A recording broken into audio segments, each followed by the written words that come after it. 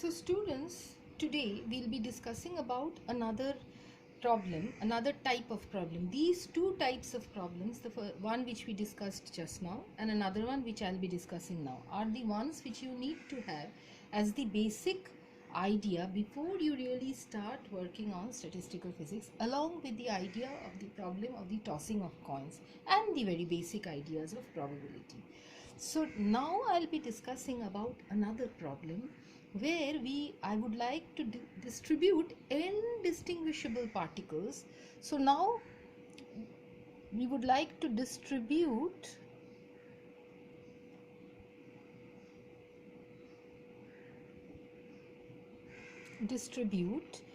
indistinguishable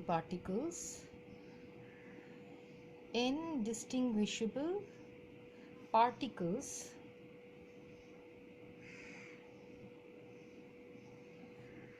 into k compartments of unequal size. So we want to distribute indistinguishable particles into k compartments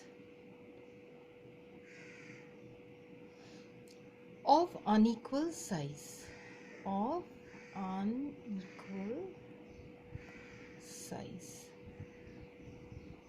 So indistinguishable particles are to be distributed in k compartments of unequal size. So just observe this part of the problem.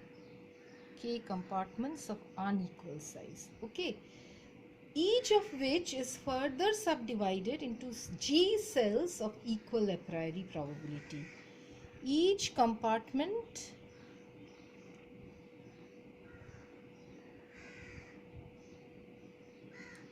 has G cells of equal size.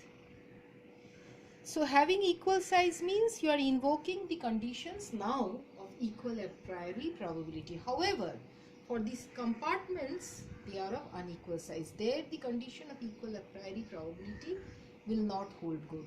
So that is a very general situation, because it's not that always you can ensure that you will have events occurring in equal slots. Okay, whenever you try to find out the properties in terms of probability. However, when you try to use the concepts of probability, the concept of equal a priori probability will help you to solve the problem easily. So the compartments of unequal size have been divided into cells of equal size.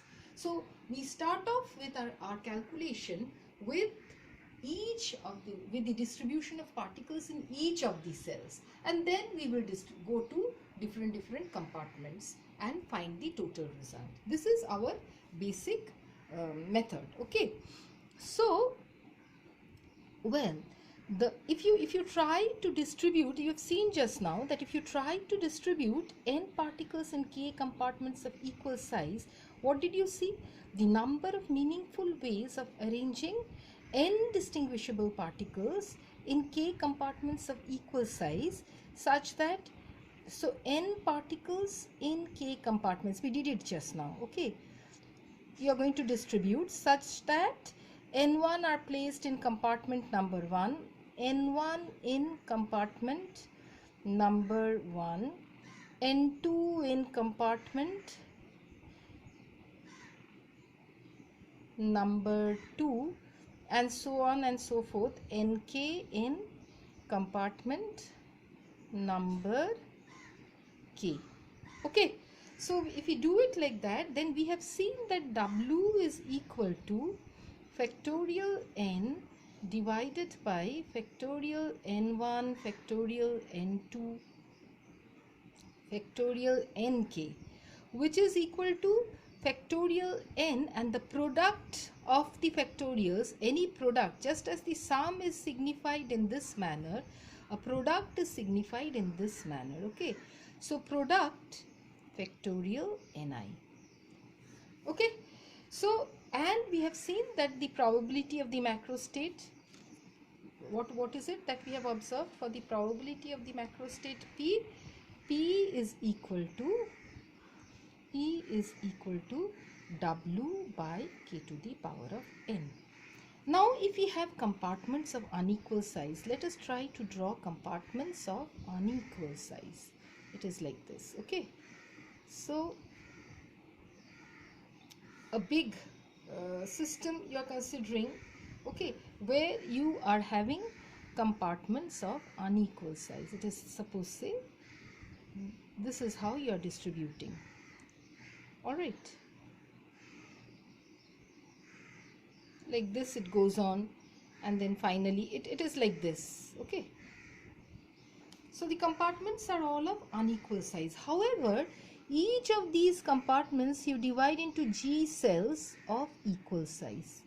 So each of these cells will follow the principle of equal a priori probability. So you have in each of these compartments G cells of equal size like this. They are all of equal size. Okay, though I'm not drawing it so efficiently, but do take for granted that they are of equal size. They are all of equal size. Okay, all right. Now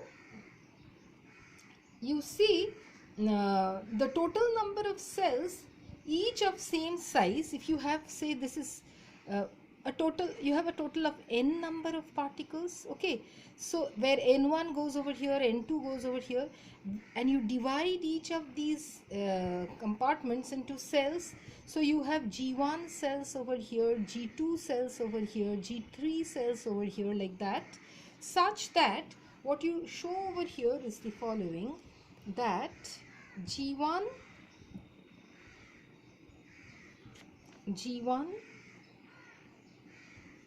plus G2 plus G3 plus Gk is equal to the total number of cells within the compartments. Okay. Now as all the cells are of same size, they are all treated with equal a priori probability. That is, a particle in a given compartment can go to any of these cells within the compartment with equal probability. And also it is supposed that the cell size is very small. So these are all the what we are supposing over here. What is it? That number one, well, we say that all cells are of the same size. All cells are of the same size. Okay, all cells are of the same size. Number two, so that equal a priori probability can be invoked, the size of the cell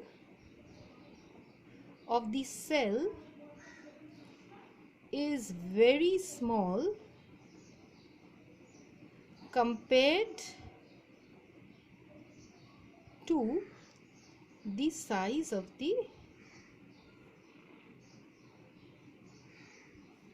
compartments. Size of the cell is very small compared to the size of the compartments. Okay, all right. Now it is considered, the size of the cell is considered to be very small.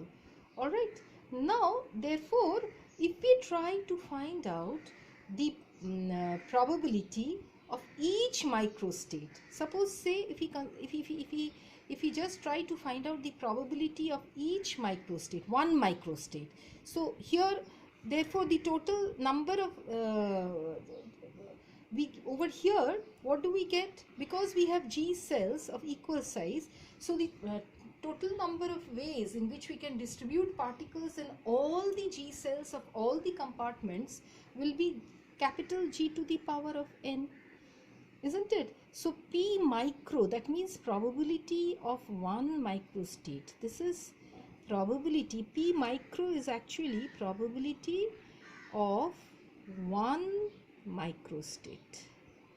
Okay, that will go as 1 divided by capital G to the power of n. Okay, so well, the probability of a macrostate, as we have seen before, the probability of a macrostate will be, you see,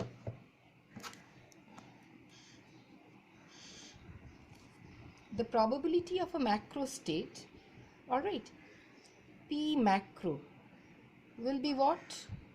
P macro, it will be W by G to the power of N.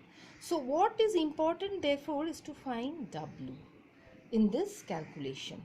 All right, so up till this point, whether you have understood or not, please let me know.